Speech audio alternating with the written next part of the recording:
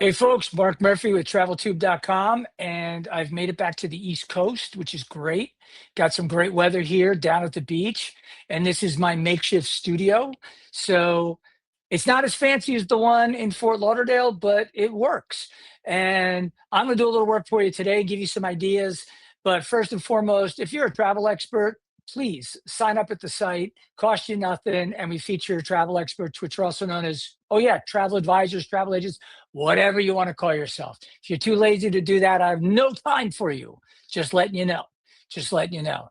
And that's a little pet peeve I have with the travel agency marketplace, travel advisor marketplace.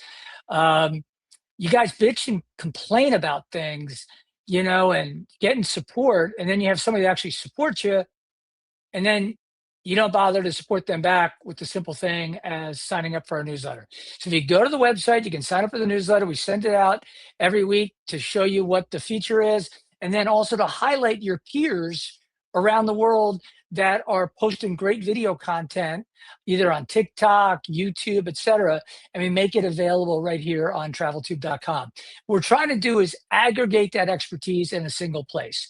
Now, with that said, as we're in the middle of the summer, it almost feels like the summer's already over. Do you guys ever get that feeling like you get to July and you're like, oh my God, it's depressing? You're counting the days and weeks till it's over. Well, the great news about travel is this thing called shoulder season. So I'm going to get into what shoulder season is and why you should care if you're a consumer in particular watching this or listening to this on your favorite podcast app, or even if you're a travel professional, because it's a great way to showcase your value hunting skills, and we'll get into all of that. Now, FIFA wrapped up, Spain won. They dominated. But you know what else dominated? All of the great feedback during the World Cup. It ran for weeks and weeks and weeks, and we saw over and over people that have been lied to by their media outlets about the USA opening their eyes and going, holy crap, this place is freaking awesome. We're going to get into that. Also, I'm going to help you find some of the best deals that are out there because, you know, tools like Google Flights can really open you up to what's available out there. And we'll get into the business of travel as it pertains to FIFA and the World Cup and what some of the people were saying beforehand, what actually happened, and so on and so forth. So let me get into it. First of all, what is shoulder season? Shoulder season is literally the spring and the fall on opposite sides of the peak holiday travel and the peak summer travel. And the reason it's important is because if you've got kids and they're in school all the way through college, your options are pretty limited as to when you can travel. What does that mean? Yields on hotel rooms, cruises, etc., go way up during those peak periods. Anybody with a brain who's ever traveled with kids knows that it's unbelievably expensive to travel during those time frames. However, for those of you who have flexibility and can travel in what's known as shoulder season, you can take advantage of some incredible deals. And interesting enough, those deals can be 50% off and more when you can travel in those slower periods. And what's beautiful about it, and I'll give you a shore analogy. For those of us who have a home at the shore, we love the excitement and all the tourists coming in and people renting houses and multi-generational families. I rented my house for a few weeks this summer, had some great renters. It was great. I failed to realize how much work it took to basically get all of our stuff out and stored, and then to come back and get it all back in place. So I'm behind on a couple of things, but I'm making sure I'm giving you this video this week, this podcast, to give you some insights so you can plan ahead. Now, when it comes to like the TV stuff I do, you'll notice that the weeks before holidays, in some cases, the Friday before a holiday weekend, I'll get the call. Hey, Mark, can you come on and tell us what people should do, for the holiday travel? And I'm saying to myself, I don't think anybody is sitting around on the Friday or Thursday before Memorial Day, for instance, and going, "Gee, I'm thinking about taking a trip. Yeah, I haven't really given it much thought, but oh, sweet, there's Mark Murphy. He's on Fox or whatever, and he's going to tell me where I can go." Too late. Too late. I always say, man, the best time to plan is months out, usually 2 to 3 months out. Unless you're looking for that last minute deal in a distressed market and people are literally dropping their drawers to get you on board or in their beds, etc. Other than that, your best time to plan your fall travel is right freaking now. And that's why I'm talking about it. But I guarantee I'll be doing a segment about shoulder season travel in the next few months in the middle of, you got it, shoulder season. All right. So with that said, whether it's a cruise, whether it is a hotel stay, etc., you're going to find incredible deals. Now, one of the best ways to find deals is to talk to a travel professional. And one of the things I'm going to get into is how, after decades and decades and decades of travel agents being out there, the vast majority of consumers on the street. And one of these days, I'm going to do like some on the street interviews in like a touristy area and get their take about travel agents, etc. But I can almost tell you verbatim what they're going to say. Oh, no, I do it myself. I have access. I can book it myself. I do I do it all myself. Why don't you use? Oh, it's more expensive to use a travel agent, etc. I'm going to get into that, but short of that, and travel agents use these tools as well. You can use a tool like Google Flights. And I'm going to take you to the Google Flights page and show you exactly what I'm talking about because they have a function on there.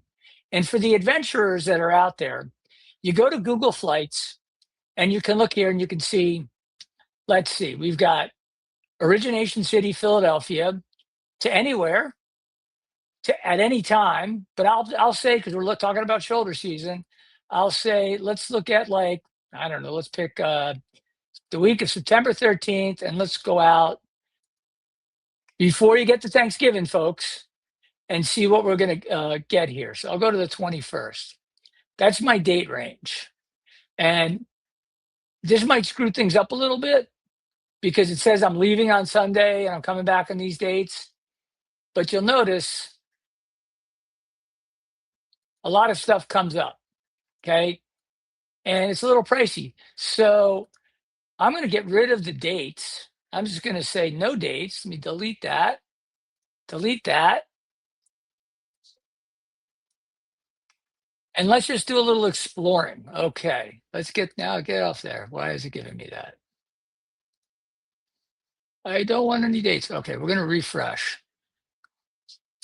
And we're going to get out of this. And I'm going to show you something else. Hold on. Let's go back in. Okay. We're going to go back in. Sorry for that. Let's say I'm flying out of Philadelphia. Not sure where I'm going or when I want to go. And it's saying a 1 week trip in the next 6 months. You can pick weekends, weeks. You can say I'm going to do weekend stays. I'm going to do 2 week stays. I'm going to do 1 week. But I'm just going to show you a weekly stay over the next 6 months. If I fly out of Philadelphia over the next 6 months, and I can say I'm going to do a round trip. I've got one passenger, whatever it is. But I can see out of Philadelphia as early as August 20th, 27th, because a lot of kids are back in school by then. I can fly round trip to Orlando for 118 bucks nonstop. I can go to Atlanta on the August 15th to the 22nd nonstop, $46. Tampa, $76, October 2nd to the 8th. Miami, $93, October 15th to the 22nd. You getting the idea, folks? And then you can either drill in more and see more options. I can do Nashville for 148. I can do Chicago for 128. You got all these great options, and you can look across the country and you can say, I've never been to pick a place, whatever it happens to be. Let's see. Let's look at Denver, 212 bucks. Let me click on Denver. flights from Denver, nonstop, $212.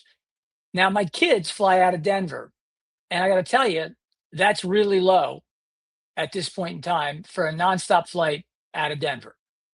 So, or to Denver, I should say, from Philadelphia, round trip. Now, what does that translate to on the ground in places like Denver?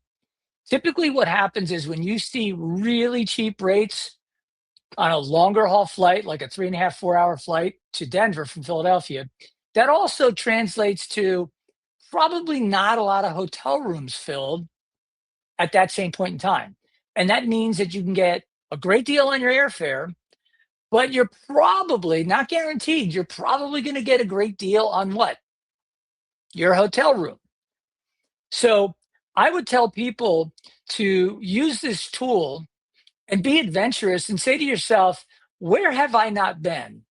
And for a guy like me that's been to somewhere around 80 countries, there are a lot of places I have never been in the United States. Been to all the major markets, a lot of it, almost virtually every major city, but there are places I have never been to. And I would say to myself, let's say you're in Philly and you want to do a hop to Boston. Well, that's 215 bucks. There's definitely better deals out there at different times to Boston, but Orlando's really cheap. But again, it's still kind of warm. Miami's still kind of warm. New Orleans, definitely warm. Some people would be like, I don't want to go there. I want to wait till it cools down a little bit more. But Dallas is starting to get pretty nice come the fall. Austin, 250 bucks. Ever been to Colorado Springs? Probably. I don't know if you can do a nonstop to Colorado Springs. Let's see. See what comes up. Yes, you can do. Oh, I spoke too soon. One stop, 7 hours flying time total. Going to Houston for 190 bucks. San Antonio for 296. You can go to Phoenix for 250. Get a great deal this time of year in Phoenix. It's a little hot, but they've got those sprinklers with misting systems that keep you nice and cool, even though it's quite hot. And you got pools at the resorts. That's one of the best times, to be frank. Go from like May till September out west. You'll find some great, great deals.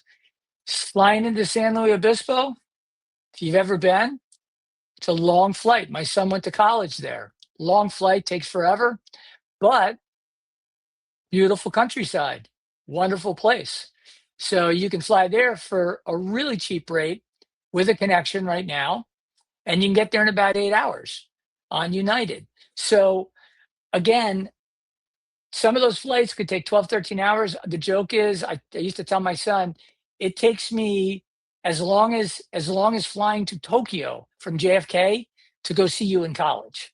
I could fly to Tokyo in the same time frame, pretty close. Not always 100%, but there's always like 10, 12-hour flights with the connections and everything else.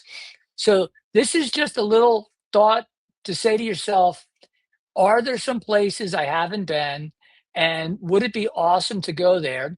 And then check the hotels in that destination and see if you got a corresponding great deal in the hotels. And if you can get both combined together, given the high rates today with hotel stays and airfare, this is a great way to explore a new destination and just be adventurous. All right. So that's all I got for you on Google Flights. And I think it's a great tool. And I think anybody who wants to travel and see the world, definitely start in your backyard if you haven't done that yet. And then expand beyond that. I didn't show you any of the international stuff, but again, you'll find cheap international fares as well to places around the world. So if you want to be even more adventurous and you got your passport ready to go, then just look out from wherever your origination city is, and then scroll over, move the map over to Europe, and look there. Move the map if you're thinking about Asia over there, and you're going to find similar city pairs with great, great deals. All right.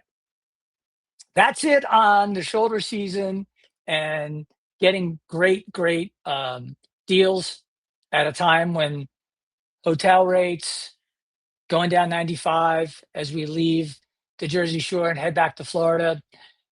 I can tell you that those hotel rates are ridiculous. We have a dog, so we pay, 50 to 100 bucks extra for the dog. So that makes staying at a Hampton Inn on the side of a highway a 300 plus average stay. It gets ridiculous.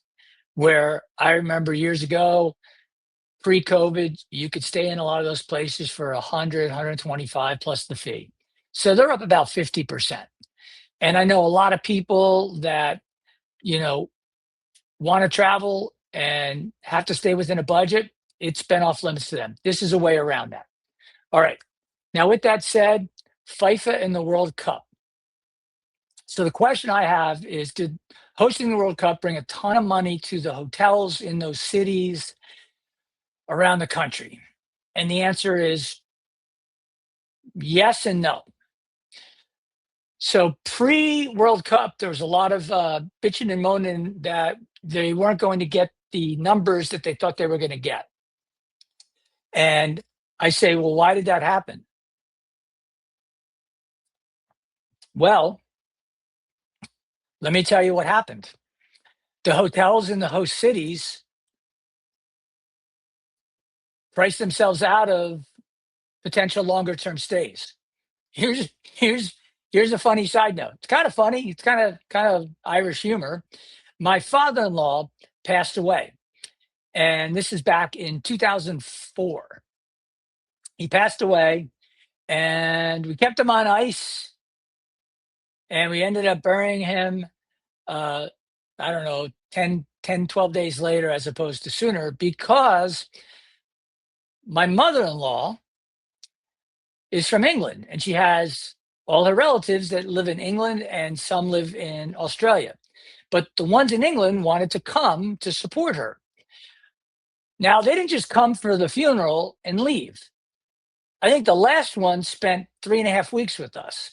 We were also operated as a small hotel, completely unregistered during that period of time. So we had people sleeping all over a freaking house. They stayed because they made the trip, the long trip across the pond, and they decided to turn it into a vacation on the back of the funeral. Can't say I blame them. I didn't expect to be a hotel for 3 weeks or so, but hey, that's how the cookie crumbles. That's what you do for family. At the same time, the people that came from all around the world to follow their teams for the World Cup, they wanted to stay near the stadiums. But the hotels in the host cities absolutely priced themselves out of longer stays because they got their pig noses on. So instead of selling out, selling ancillary services, food and beverage, et cetera, at the hotel where those people would have stayed, those people stayed further outside, spent less time because of the high cost. And what that meant was the revenue per available room, or RevPAR, for the hotels was significantly higher. But the occupancies were, in some cases, below last year with no major events. So they made it on revenue, but they completely missed it on occupancy. My guess, well, I'll get to that. But the question is, what happened with pricing? What ended up happening with pricing? What ended up happening with pricing was the fact that when they announced the cities, the hotel industry, just like the airline industry, uses what's known as dynamic pricing. And they boost the rates up, and then they try to monitor it to try to fill every last bed at the best possible rate.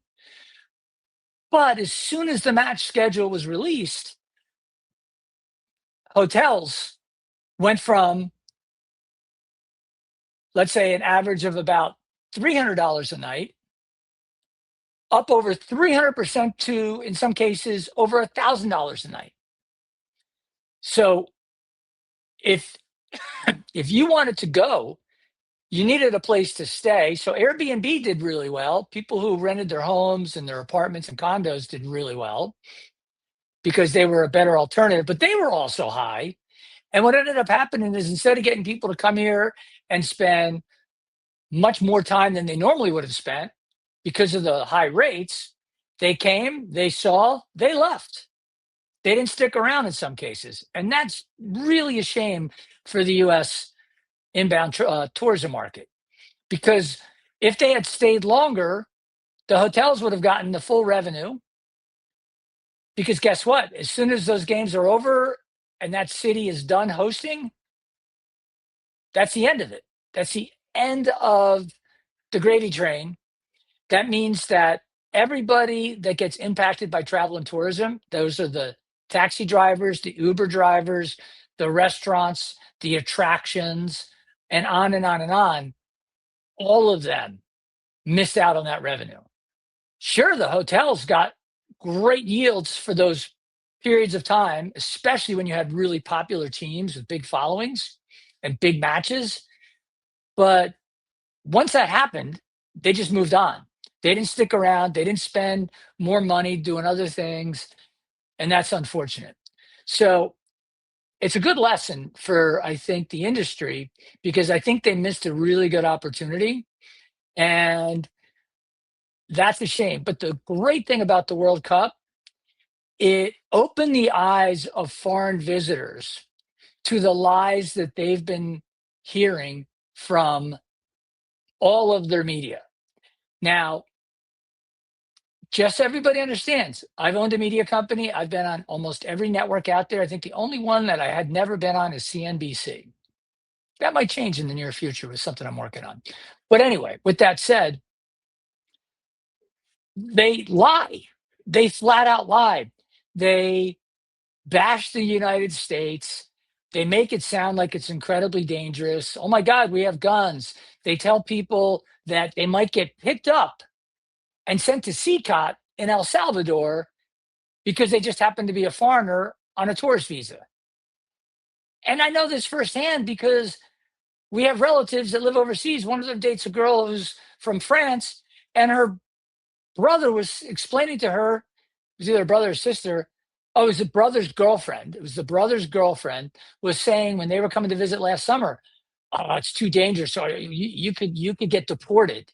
No, the people that get deported are the ones who are here illegally. If you're here on a tourist visa, no problem. But unfortunately, that's what they hear and that's what they believe. Just like a lot of people listen to certain outlets and they're like, "Oh yeah, oh my God, that's really going on." They're like zombies. Um, there's a term called indoctrination, and there's a book everyone should read called The Indoctrinated Brain. Um, and they should read it because it'll explain to them what is happening to them. They are being propagandized and they're believing what these so called elites and these so called experts on TV are telling them. But then they show up for the World Cup and they're like, holy crap, this place is awesome. They're excited about going into a freaking Costco. They're excited about going into a Buc-ee's in the South. They can't believe what they're seeing. This is a gas station? What the frick? You've seen them. I mean, a lot of people have shared those videos. I don't need to share them because you're seeing them anyway. But it's amazing how their perspective was completely like over here. And they're like, what? Oh my God, this is incredible. And then they realize that the people that are the so called experts are the ones that have been so full of shit that, you know, they can't believe that they ever believed any of it. And that's really, really a great thing. So now the question is, what has the US done to harness that? And I will take a look at, let me get to it right here.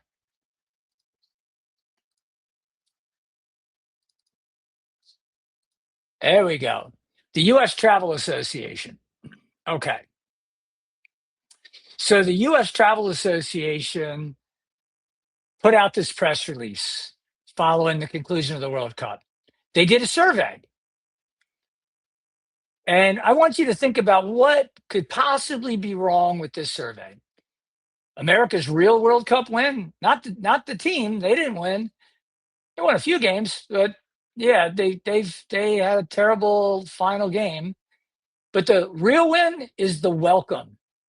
81% of Americans say it made them proud. By the way, who are the other 19%? Who are these people? Okay. Now, when you go down, I'm going to go down to some of the key things. 81% say seeing international visitors enjoy America gave them a sense of pride. 86% they feel genuine joy watching visitors experience the United States. 81% believe it's important that international visitors have a positive experience while here. 70% believe the United States should pursue more international events like the World Cup, Olympics, and the World Fair. Can't disagree with any of that. But what did they miss? We'll get to that.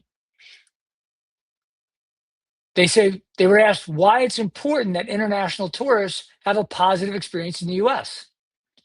The top responses were 61% it reflects positively on America's reputation. That should be like 100%. It helps keep America safe by building goodwill and cooperation with other countries. Absolutely spot on, but only 50% said that. And this is really weird. 43% said they spend money supporting American businesses and workers. That's the whole reason you invest in these events and you do these things. The other stuff is really nice. And what I've always told people about travel is I said the one wonderful thing about travel is you go to other destinations, you experience other cultures, and you realize at the root, we are not all that different from other cultures in the sense of we have families. We want our children to be healthy. We want our children to be happy. We want to live long, healthy lives, like all of these things. And when you're taking politicians out of the equation and all of the strategic things that happen and wars and all this other stuff, it's incredible that, let's say, in a war, in most cases, the person you're fighting has the same baseline needs, wants, goals, desires that you have, yet you're killing each other. And that's why I think it's really important for people to get out and explore these other destinations. There's some where the people are just freaking evil, fact, and there's no reasoning with those people. But at the same time, the vast majority of the world wants the same things you want. So I think that that's really important. Now, here's where I think they missed the boat. If you want to drive more inbound travel, what do you want to do? You want to get the media to, you want to interview the people that visited, and you want to get out on the foreign media outlets, and you want to talk about how people who live in, pick a place in Spain, have no concept of what's going on really in the US and how great the US is when it comes to, actually coming and visiting. They have no idea because all they're hearing is that filter of propaganda. So to me, they should be interviewing and talking to the people that came here and asking them questions about how was your view of America before you came versus what you actually experienced. Why do you think you had that view of America before coming? And what drove it? Now that you've visited America, and especially for first-time visitors, what are the things you liked about it the most? What things stood out to you? What were you most shocked to discover? Most important question, would you recommend travel to the United States to your friends, colleagues, family, now that you've experienced it yourself, or would you tell them no? And either way, what would be the key things that you would say to them,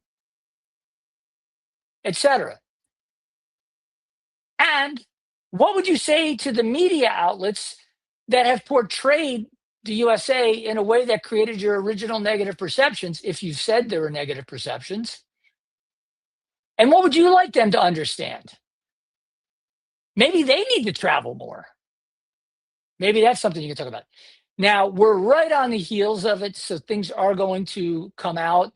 There's, campaigns that are being launched that are leveraging a lot of the social media that's out there.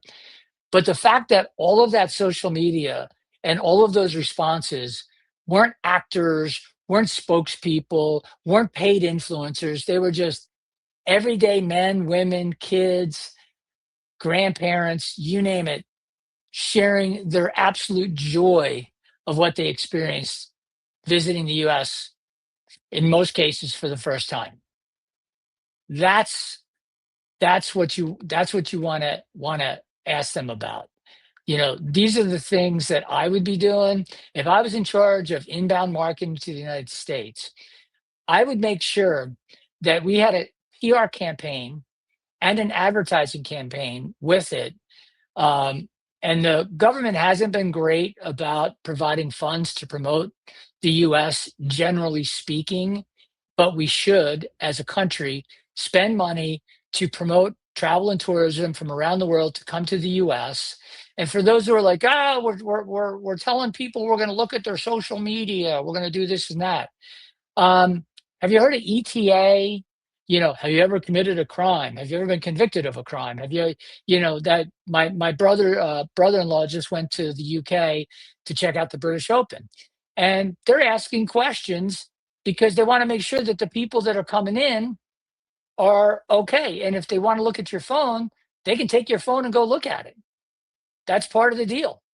And what I don't understand with the media is how when one Western country does it, there's not a peep. But as soon as the Trump administration wants to do something like that, oh my God. And I have to ask yourself, why? And the only explanation is because they're corrupt liars. And once you get to the point where you realize that the people that are reading off the screen, also called TV anchors, you know, they're reading a script and someone's writing that script and they have an objective. And it's not to inform you and give you unbiased news, it's to shape your thought process. It's to shape what you will think about something. And to me, that is an absolute disgrace. But unfortunately, it's the world we live in. But again, I come back to whether it's US Travel Association, whether it's the American Society of Travel Agents, whether it's all these other organizations in the travel industry. You know, if it's a travel agency organization, my question to them would be, what have you done in the last 50 years to educate the consumer market as to why they should use a travel agent? The fact that travel agents typically don't cost you money, they actually save you money, they save you time, all these other factors lost on the American public.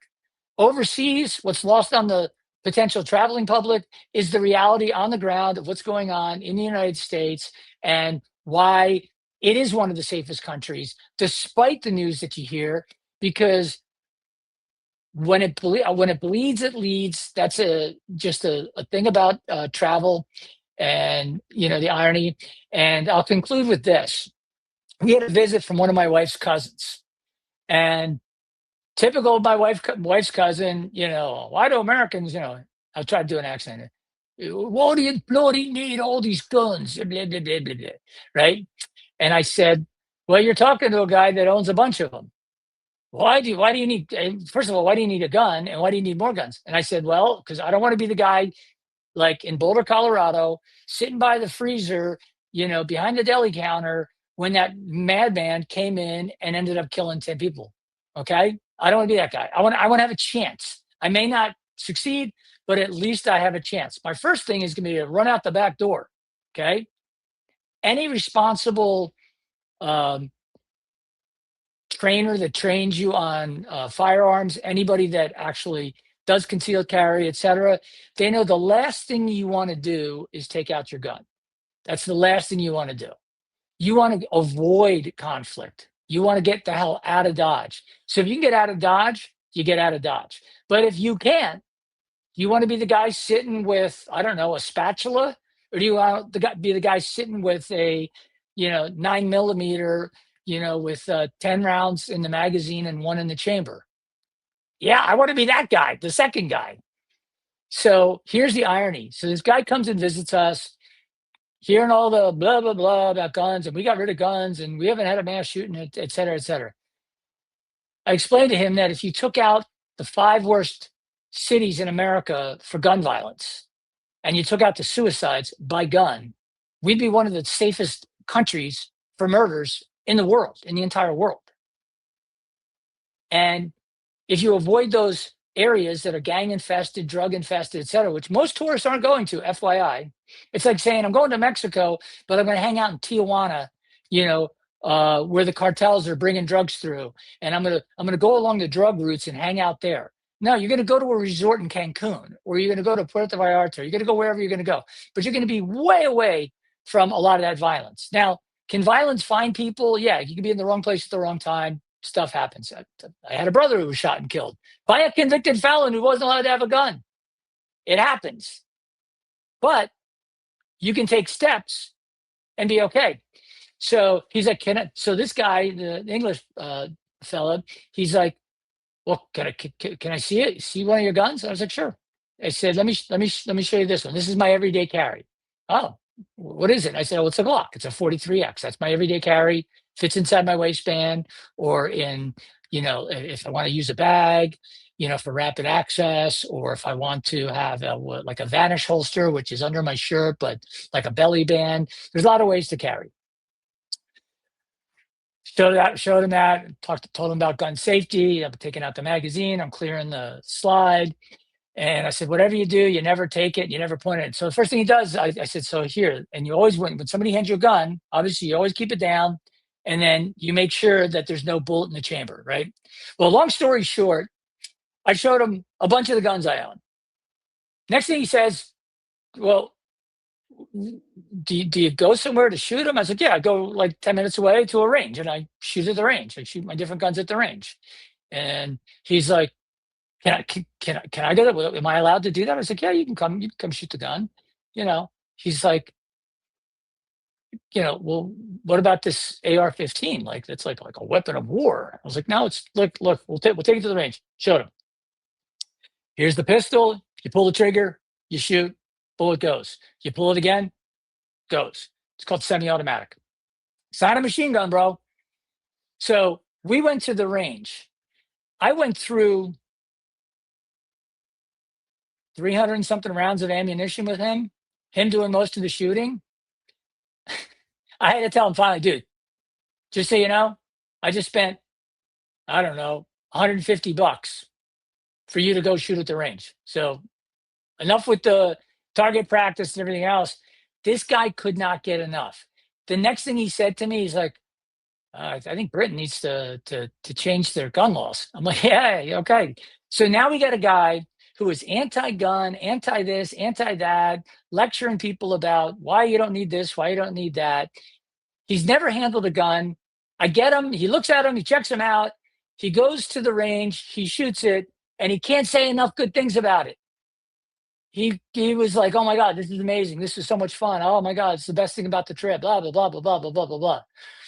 So again, overseas, what does he hear? Gun violence, people shoot people in the street. Everyone in America are gun nuts, gun crazies, this and that. Actually goes and handles the gun responsibly, learns about it, gets to try it, and loves it.